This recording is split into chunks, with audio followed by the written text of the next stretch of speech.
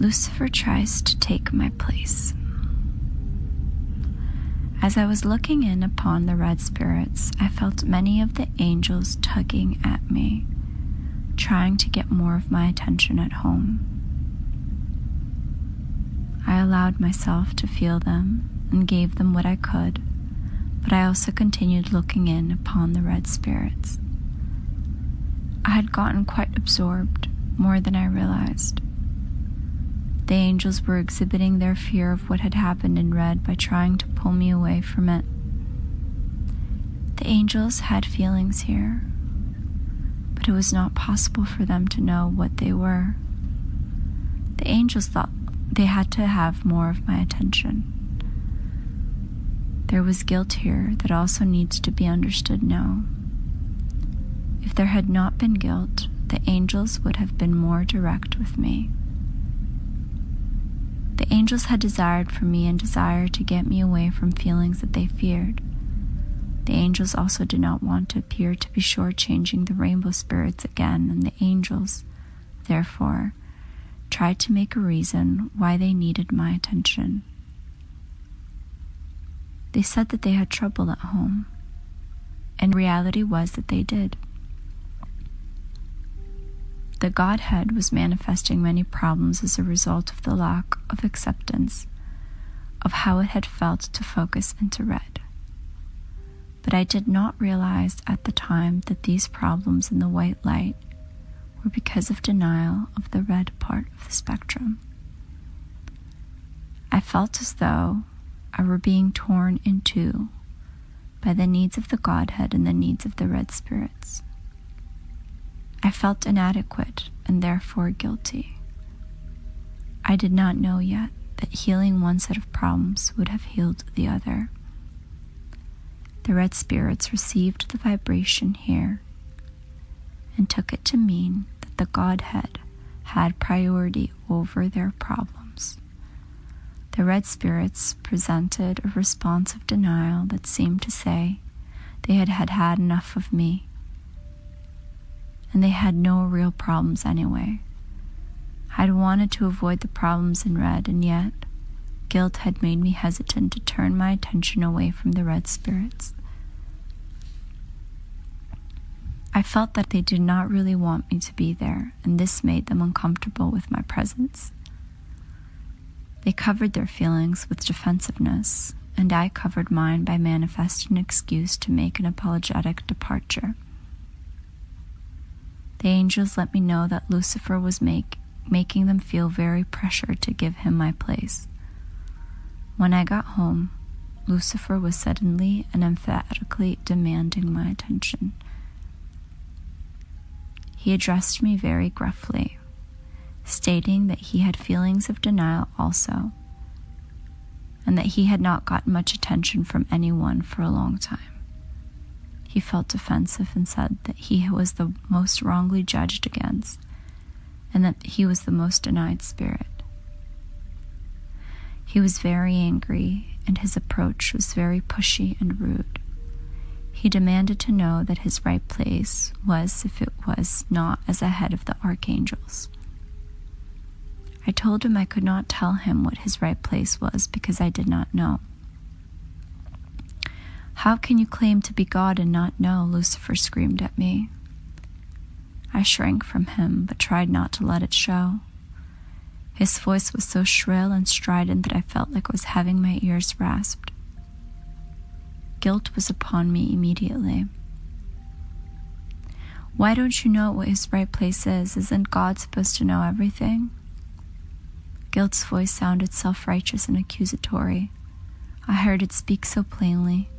I looked around expecting to see that I had manifested a presence I could see as plainly as Lucifer standing before me. I saw nothing but a gray, innocuous around me. Guilt was nothing I could get a hold of like Lucifer. I wanted to grab Lucifer and throw him as far as I could fling him, but I did not allow myself to try it.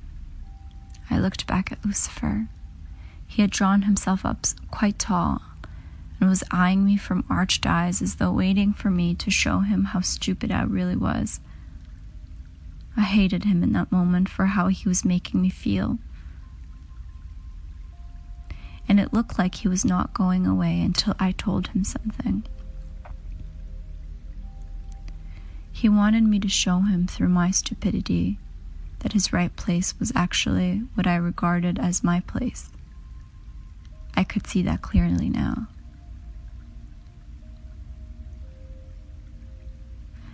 I had a fleeting moment of desperation in which I hoped for help from Heart, or the Father of Manifestation. I felt angry at them for not being present when I needed them, but I also felt turning to them for help might make me look weak.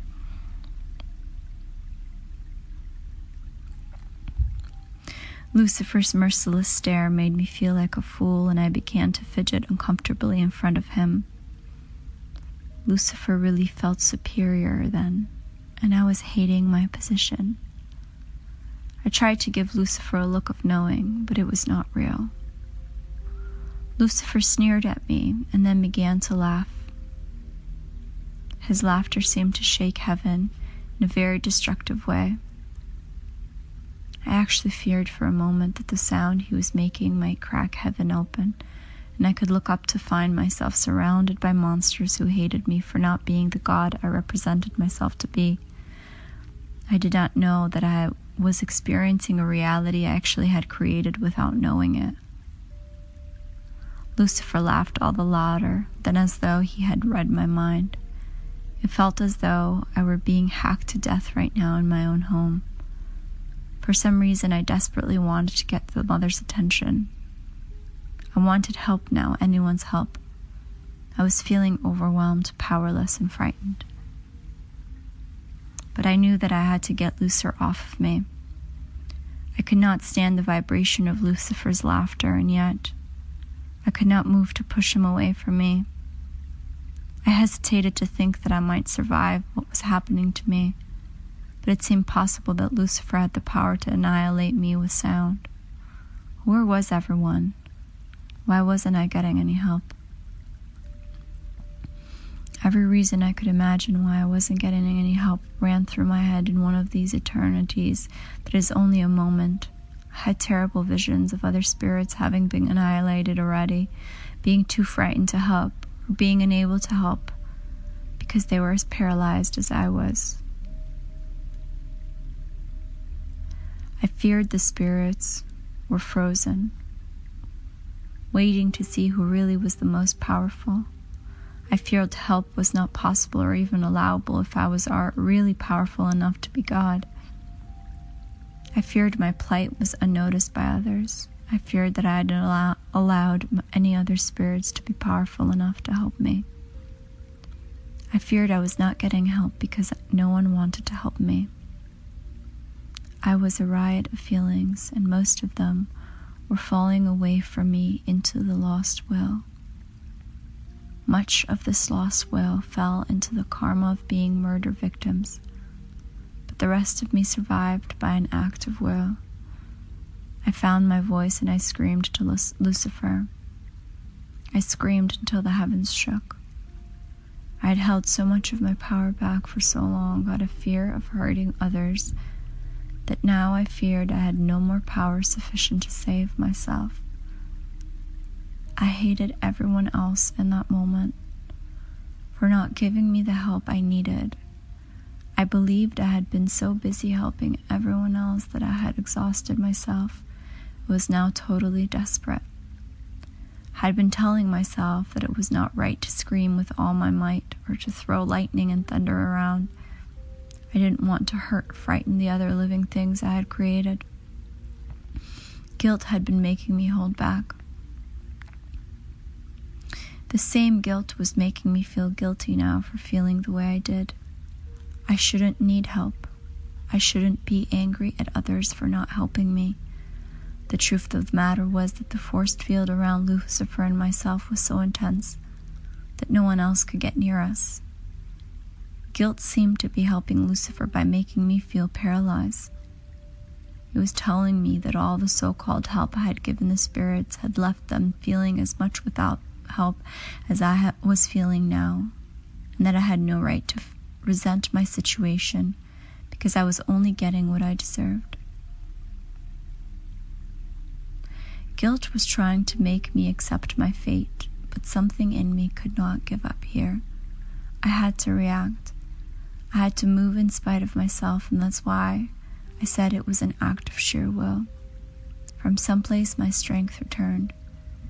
It was red energy from my survival chakra, but I didn't realize it was then.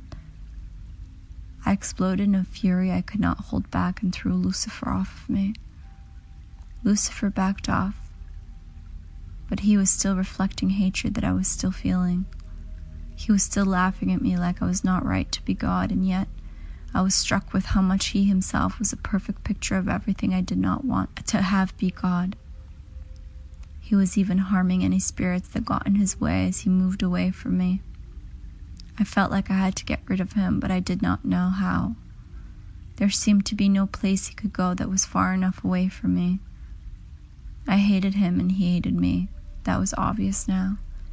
It looked to me like Lucifer had teamed up with guilt to overpower me and become God in my place. As obvious as it looks, looking at it now, I did not realize then how I had created this. I had not created it with my conscious intent the way I had been emerging spirits and making homes for them, but I had created it nonetheless. I had created it with my denials. I did not yet quite realize that I was creating all the time, and not just when I thought I was creating. I had feelings of needing more control over what was happening because I knew I was creating things I did not want to create, but I hadn't realized how I was creating them. Lucifer did not accept me, and I sensed that he was not alone. There was trouble brewing in the heavens. I wanted to find the mother and tell her that her feelings towards Lucifer were not wrong. I went to look for the mother, and when I found her, she was locked in Lucifer's grip.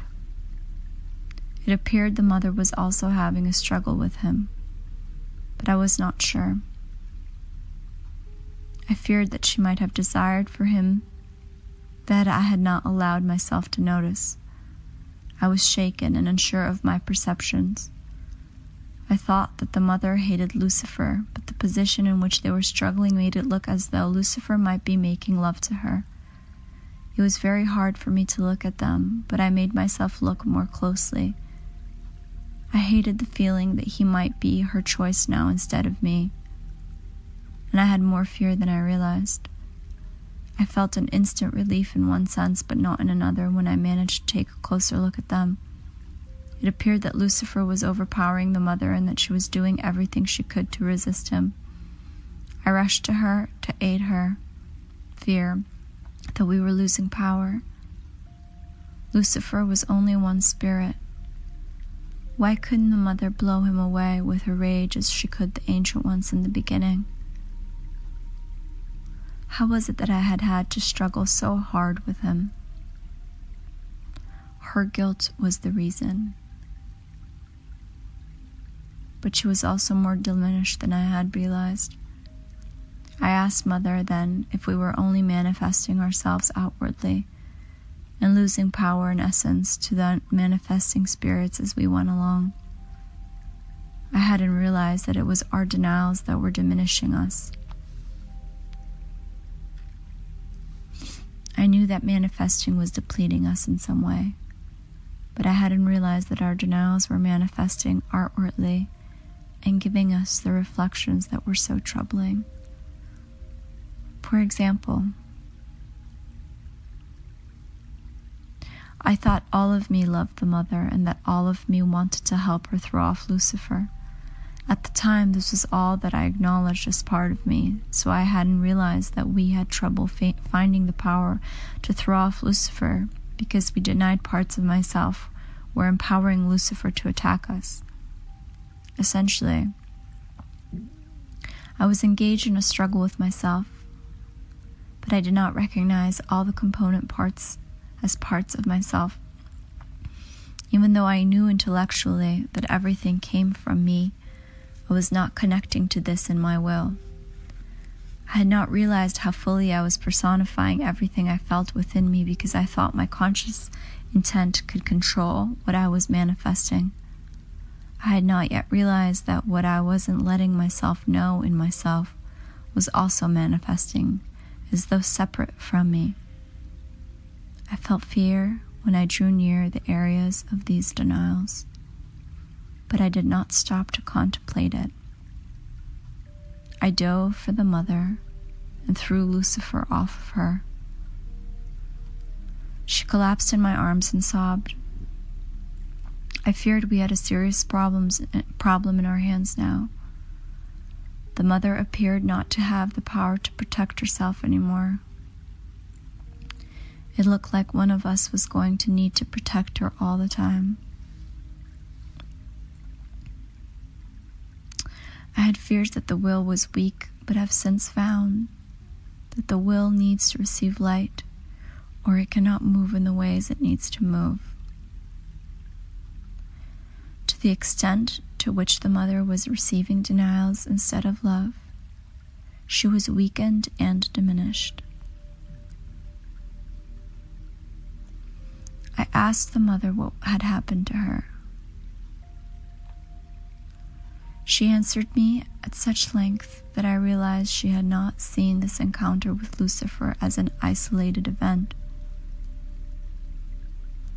She told me the story of how increasingly powerless she felt against all the spirits who had rejection of her.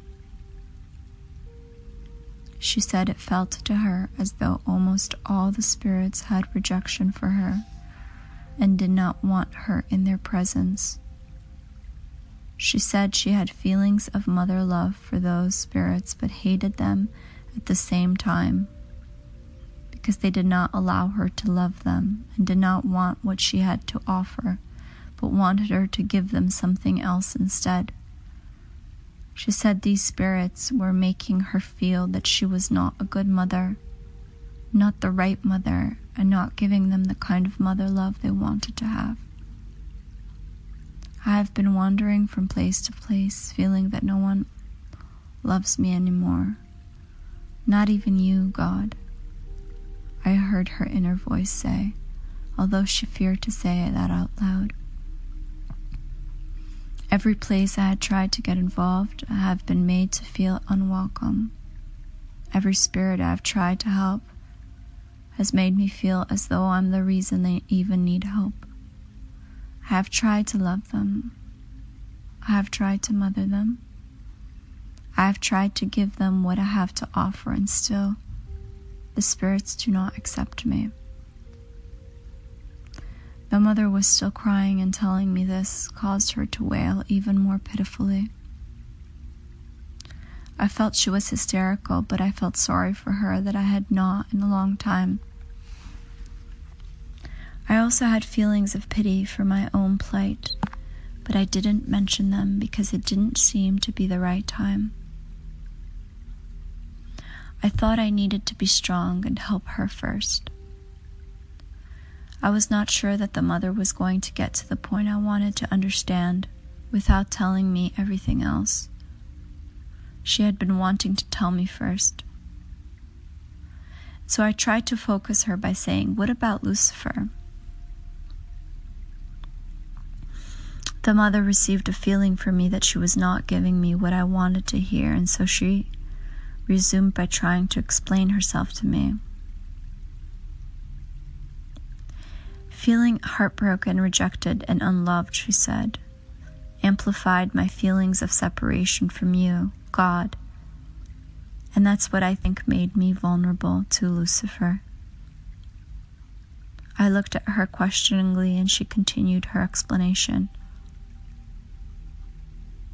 It feels like Lucifer stalks me and waits for the perfect moment to pounce on me. This time he pounced when I was feeling I had no more reason to live.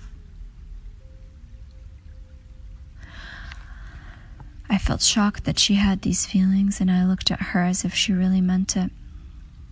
The mother felt she needed to explain herself to me,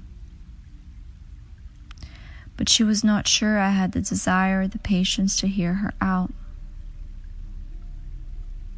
She wanted me to let her know that I wanted to hear, but I did not feel like making any comment here. I just indicated that I wanted her to go on. The mother was feeling very uncomfortable around me for someone who had been so close to me in the past.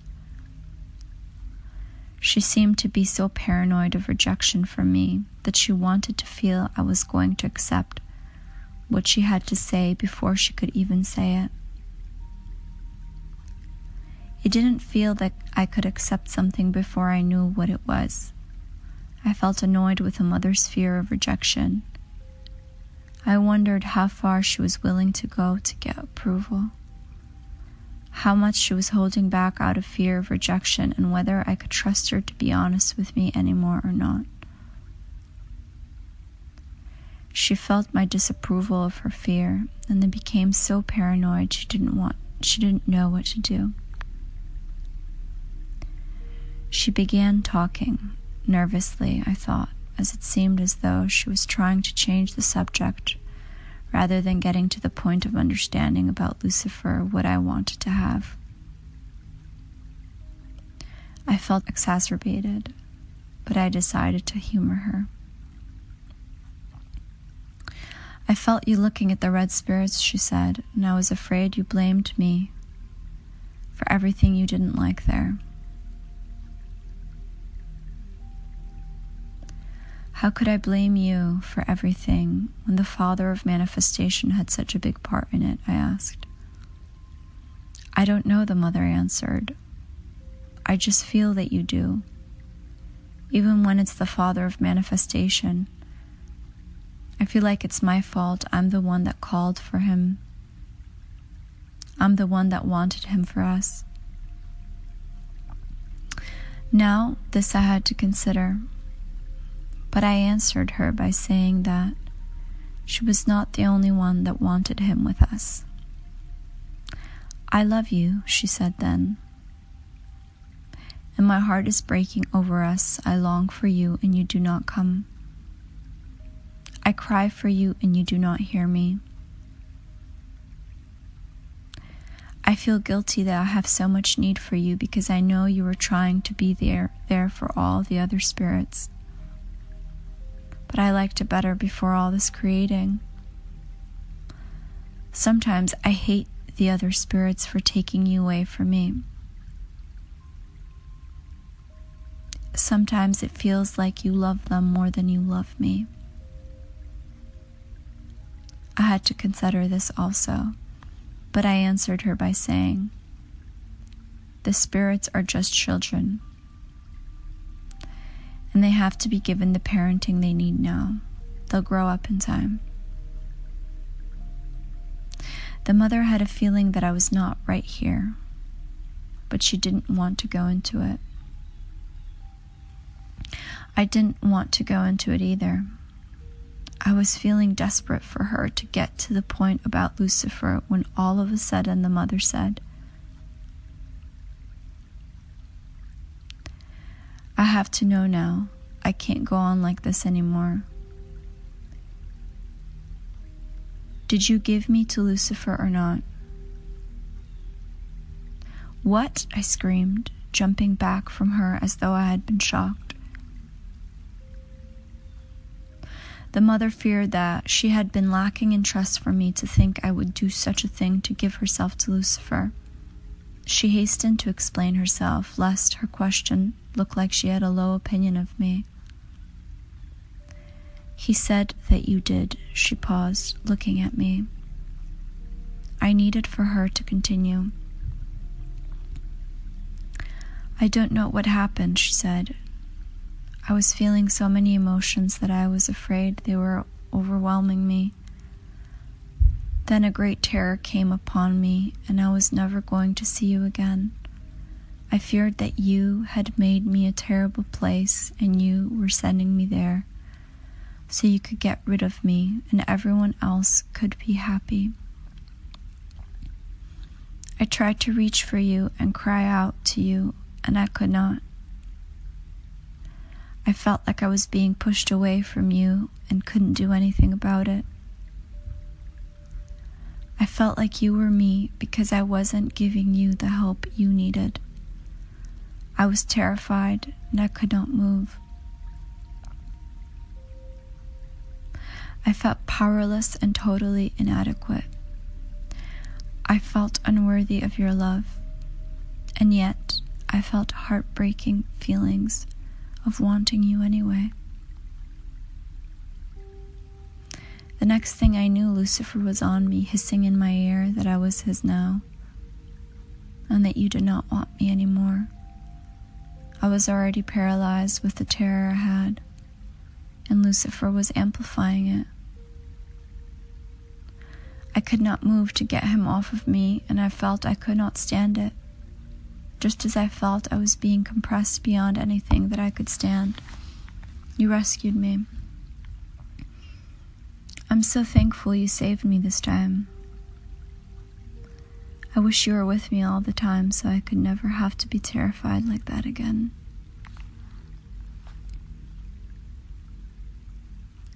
I asked the mother if there had been other times that Lucifer had pounced on her. She said that Lucifer had assaulted her many times, always making her feel that she had done wrong, was a bad mother who displeased everyone, especially me. This was the worst, she said.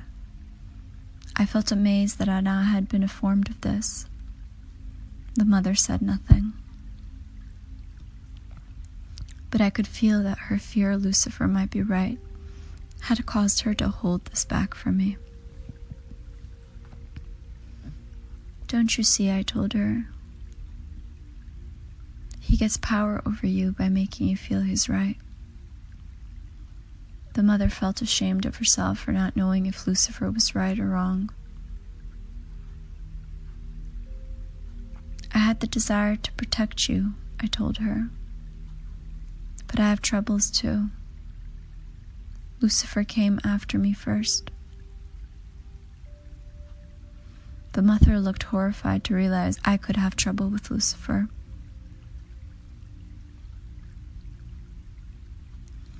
We need to stick together, I heard her say.